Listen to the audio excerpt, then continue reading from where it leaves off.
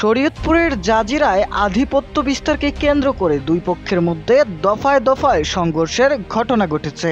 এতে ককটেল বিস্ফোরণ ও দেশীয় অস্ত্রের আঘাতে অন্তত ৫ জন আহত হয়েছেন। সোমবার ৩ নভেম্বর দুপুরে নওডোবা ইউনিয়নের লতিফ ফকিরের কান্দি এলাকায় এই ঘটনা ঘটে। স্থানীয় ও পুলিশ সূত্রে জানা গেছে, দীর্ঘদিন ধরে এলাকায় আধিপত্য বিস্তার নিয়ে লতিফ ফকির এবং ফয়জুল করিম মাতবরের গ্রুপের মধ্যে বিরোধ চলছিল। সোমবার দুপুরে সরকারি জমিতে মসজিদ নির্মাণের কার্যক্রম চালাচ্ছিলেন ফয়জুল করিমের সমর্থকেরা। এ সময় লতিফ ফকিরের অনুসারীরা বাধা দিলে উত্তেজনা ছড়িয়ে পড়ে এবং দুই পক্ষই মুখোমুখি অবস্থান নেয়। মুহূর্তেই পরিস্থিতি সংঘর্ষে রূপ নেয়। এ সময় দুই পক্ষই একে অপরের দিকে ককটেল নিক্ষেপ করে এবং দেশীয় অস্ত্র নিয়ে হামলা চালায়।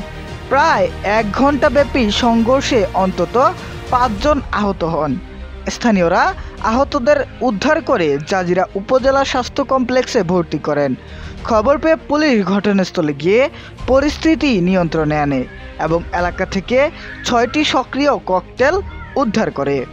পদ্মা সেতু দক্ষিণ ভারপ্রাপ্ত কর্মকর্তা ওসি গোলাম রসুল বলেন, সংঘর্ষের খবর পেয়ে পুলিশ দ্রুত ঘটনাস্থলে পৌঁছে পরিস্থিতি নিয়ন্ত্রণে আনে।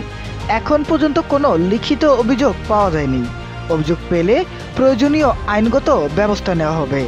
বর্তমানে এলাকায় উত্তেজনা বিরাজ করছে, তবে পরিস্থিতি পুলিশের নিয়ন্ত্রণে রয়েছে বলে জানানো হয়েছে।